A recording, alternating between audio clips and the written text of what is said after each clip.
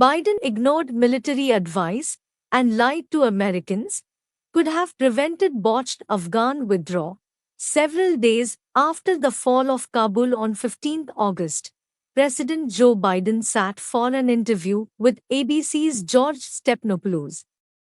He insisted he had not been advised by his military to leave a small number of troops in Afghanistan to keep the country from falling to the Taliban.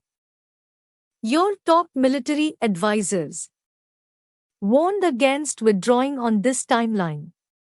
They wanted you to keep about 2,500 troops, Stephanopoulos said. Biden abruptly cut him off. No, they didn't.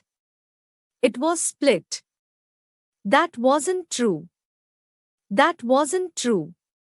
They didn't tell you that they wanted troops to stay. Stephanopoulos asked.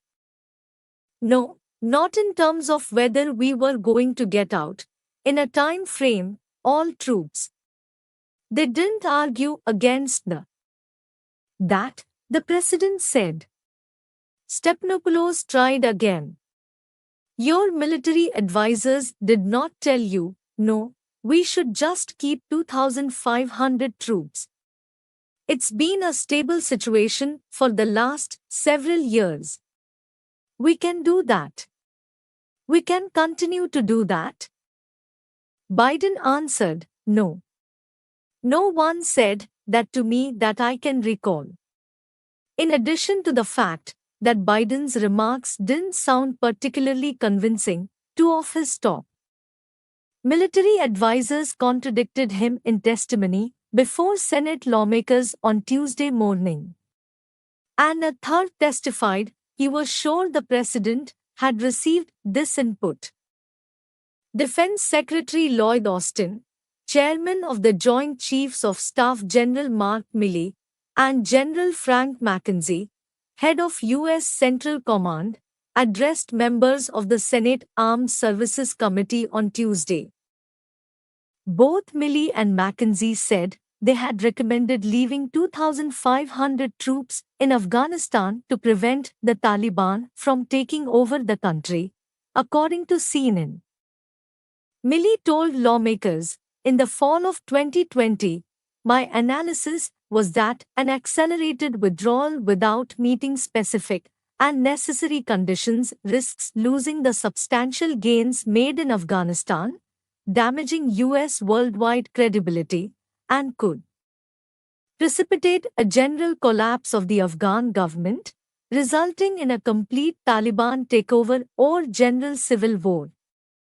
The Joint Chiefs Chair said his view all along was that we should keep a steady state of 2,500 and it could bounce up to 3,500, maybe, something like that, in order to move toward a negotiated solution.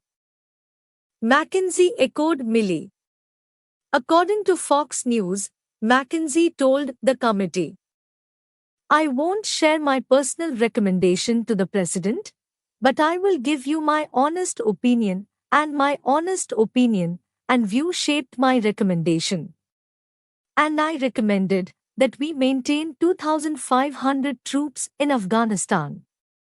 I also have a view that the withdrawal of those forces would lead inevitably to the collapse of the Afghan military forces and eventually the Afghan government, he added. To make things worse for the president, Austin was asked if he was certain Biden received the input from Milley and McKenzie. Austin replied, their input was received by the president and considered by the president for sure.